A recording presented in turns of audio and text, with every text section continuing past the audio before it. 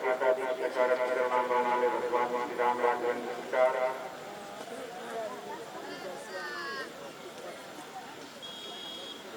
अनंत बलवंत श्री हनुमंत लाल जी महाराज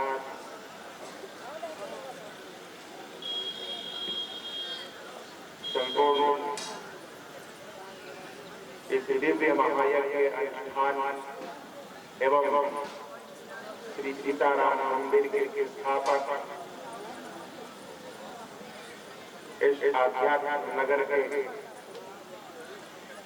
उत्तम आध्यात्मिक शक्ति को उत्सर्जित करने में अपने तप त्याग का समर्पण करने वाले ऐसे परम पूज्य युग पुरुष संत शिरोमणि प्रातःमणि श्री श्री 1008 श्री पूज्यपाद कन्हैयादास जी महाराज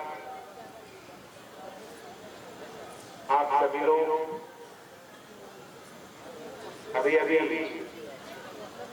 भगवान के अमृतमयी कथा श्रवण पान कर रहे थे। ऐसे परम निष्ठा के विद्वान के विद्वता के विद्वान परम पूज्य स्वामी श्री रामदास जी वेदांती जी हमारे तबला पे प्रभु जी हमारे परम मित्र और मंच में सभी हमारे सम्मानीय आदरणीय पावन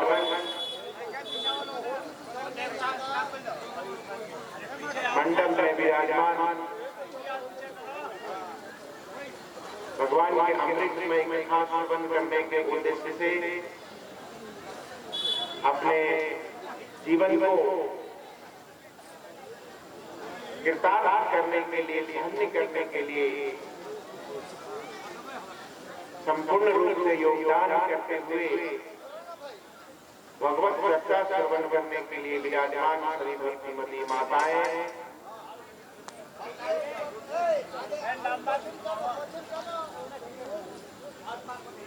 इस धर्म युग को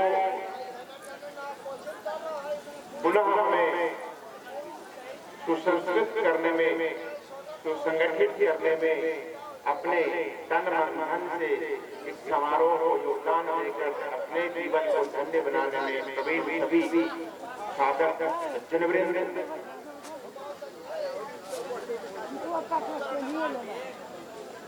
हम सभी लोग पिछले कई दिनों से इस दिव्य पावन यज्ञ में यज्ञ के आहुति के साथ साथ परिक्रमा का भी पूज्य श्री महाराज जी बता रहे हैं। हम लोग कुछ मिनट चर्चा श्रवण करेंगे, फिर महाराज जी अपने मुखार से आपको अमृत की कथा श्रवण पाठ कराएंगे। हम सभी लोग चर्चा कर रहे थे कि इस यज्ञ भूमि में, दिव्य पावन भूमि में, इस तपोभूमि में हम पिछले कई दिनों से अपने जीवन को जीने की कला को हम लोग सीखने का प्रयास कर रहे हैं और मंच के द्वारा, इस दिव्य पावन मंच के द्वारा जो मंच संपूर्ण रूप से अंतर्राष्ट्रीय मंच के रूप में आप सभी लोगों को प्राप्त है।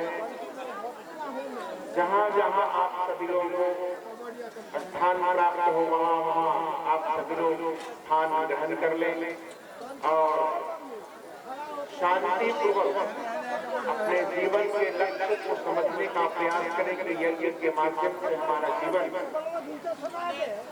निरंतर यज्ञमय बना रहे। इसके लिए हमें क्या करना चाहिए सज्जनों? मुख्यतः हम सभी लोग जानते हैं ये जितने भी कार्य हैं, जितने भी यज्ञ हैं, जितने भी परमार्थ हैं, जितने भी संस्कृति है, सिर्फ कहने और बताने के लिए है, परंतु नहीं, ये सभी कार्य, ये सभी व्यवस्थाएं हम सभी के जीवन को जीने के लिए। आप सभी लोग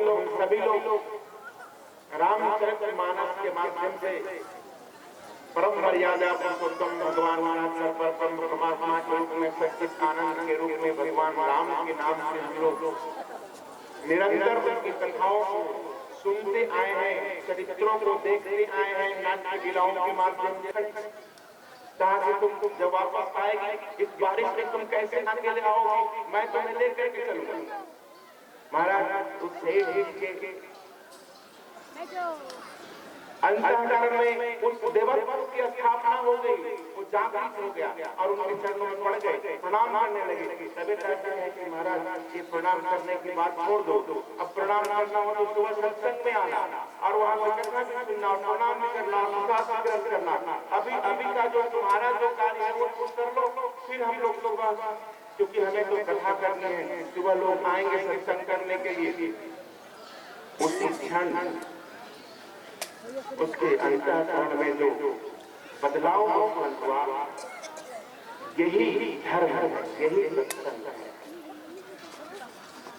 यदि किसी के अंतःकरण में सत्संग करने से परिवर्तन नहीं होता हो, तब तक समझेंगे ये सत्संग मात्र सुनने तक का ही सीमित है, वो अंतःकरण में अपने गहराई में उतर नहीं रहा है। और जब तक आपके जीवन में नहीं घटित होगा, जब तक आपके लिए घटित नहीं होगा, जब आप उसमें घटित नहीं होंगे, तब तक ये सारी बातें सिर्फ माता कहने और सुनने की होती। आपके जीवन के लिए कुछ भी नहीं होता, क्योंकि हजारों लोग हजारों वर्षों से हजारों बार एक ही बातों को सुन चुके होंगे, कह चुके होंगे, देख चुके होंगे, पर फिर भी हमें उससे किसी भी प्रकार का कोई फायदा नहीं। क्यों? क्योंकि जब तक हमें अंतःकरण में, आज तक के लोग आप जानते हैं कि हमारे घर में जो बड़े बूढ़े लोग दुखी होते हैं, उसका कारण क्या है? वो सभी कारण हम खुद होते हैं, हम खुद होते हैं। हम अपने आने वाले पीढ़ी को, बच्चों को वो जो संस्कार है वो नहीं बता पाते हैं, वो नहीं सिखा पाते हैं। सिर्फ हम रोटी के लिए, कपड़ा के लिए, मकान के लिए, अर्थ की व्यवस्था के लिए, धन कमाने के लिए, इन प्रकार किसी भी तरह से, परंतु उससे न वो सुखी होगा न तुम सुखी होगे।